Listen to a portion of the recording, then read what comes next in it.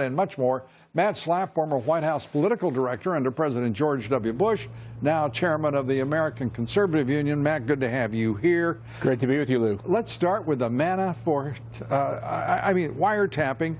The president has been vindicated on every level on his charge that they were wiretapping him. And you've got James Clapper lying about it. You've got the FBI lying about it, top officials of the FBI in filings, including those of the Department of Justice. This is outrageous, the conduct of the FBI.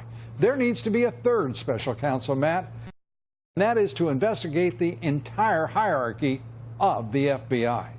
Well, sometimes you wonder why the Republican Party doesn't have the guts to go after the Democrats as aggressively as they love to go after the Republicans. Because they're bought and paid for by the Chamber of Commerce and the Business Roundtable, Matt. You know that. And they are as establishment as it gets, and this president is rolling them back. Well, I hope, but I fear the damage that gets done in the meantime, Lou. And you have a guy like Clapper who went on national TV and said not only was the president not in any way surveilled or his people weren't surveilled, he said specifically there were no FISA-approved wiretaps of Team Trump. He said that very clearly. He said he would know if there were. Yeah. So he put a chill on this story. By the way, of James Clapper saying that, because it is remarkable, and I asked for it. I'm asking the producers live on the show if we've got it. If you can wait. Okay, we're pulling it up. So he said that to Chuck Todd, and we all heard it. Well, he also said it to Congress. He also lied to Congress. Right. He's lied to just about everybody, and the man is, it's just appalling. Listen to this.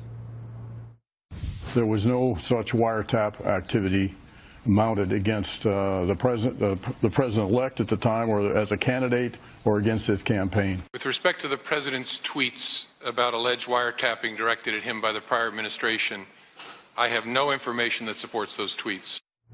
We thought we'd give you a Comey bonus because he's lying through his teeth, too. You can call it dissembling, you can call it misrepresenting, playing semantic games. The fact of the matter is, two government officials who have a responsibility of candor and straightforwardness lied to the American people. And if they don't know, Lou, who knows? I mean, these are the people who were in charge of this, and they say they don't know. It makes you wonder, was this a rogue judge? What was going on here? No, it's not believable. We know exactly what happened. They lied. Comey is a liar. Clapper is a liar. And you know what else? Mitch McConnell and Paul Ryan are responsible for perpetuating the nonsense from the Senate Intelligence Committees in this Russia witch hunt, and it is just appalling to watch what is going on. I do think this is a moment, Lou, where Donald Trump has had this uncanny ability to describe these abuses in tweets and in interviews. And even when you don't see the proof at the moment, I have learned to take a step back and to watch.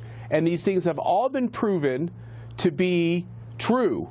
And the fact is this, which is they are attacking the president, trying to delegitimize the president. They're trying to run him out of town on a rail. And I agree with you. There are too many Republicans that think that will be a good thing. It would be a disaster for our party, and it would be a disaster for our country. You know, the hell with the Republican Party, if I may speak candidly here. Right now, you're talking about a legitimately and duly elected president of the United States who's being subverted by the deep state. This is outrageous. It is an effort by the establishment to attack him. And you know what I really love right now? This president is standing tall, he's leading, and he is right now, as of today, the leader of the free world. He is surrounded by these Lilliputian petty fools of both parties who pretend they are leaders of the Democrats and the Republicans. I mean, what in the world are we doing with a Paul Ryan, the Speaker of the House? Are you kidding me? Mitch McConnell, the majority leader of the Senate? These people have never done anything, and between them, they've got a half-century on the public dole as either in the Senate or the House. Well, look, everything's on the line here, Lou. If this health care gambit in the Senate doesn't work And if a tax bill doesn't happen, I think there's going to be a further revolution in the Republican Party. I think because grassroots conservatives are going to say, why can't you get stuff done? Matt, we gave you the majority. You got to get it done. Matt, I mean, think about this. You've got two leaders, McConnell and Ryan, and the leaders of the respective intelligence committees who are permitting a witch hunt. Going forward, there's been over a year-long investigation by the FBI of this so-called collusion by the Trump campaign and Russians, and nothing has been produced. You've had almost 5 months by the special counsel. Nothing has been produced. This is ignorance. It is power run amok in an absolute effort to roll back the will of the American people, and it is appalling. And if this hasn't already provoked a rebellion by the Republican Party against its so-called leaders, I think the Republican Party, Matt, is already lost. Well, I think that the American people are going to be what saves this country. I think the American people are less aligned to the party than they ever were, Lou, and I think Donald Trump is a part of that. And I think I trust the American people. The Republican Party is being led by the Chamber of Commerce and the Business Roundtable and the establishment. And until that is changed, and until they start representing the people who elect our congressmen and our senators, we're going to be in very big trouble. I agree with that, and as a matter of fact, the BRT is bringing all the CEOs from the country to this town soon, and I don't think they're doing anything to try to pass a tax bill because they want to see a tax bill and what it does for them before they'll support it. They need to be interested in what helps the economy and what helps America, and that's what we care about. Matt, as always, great to have you with us.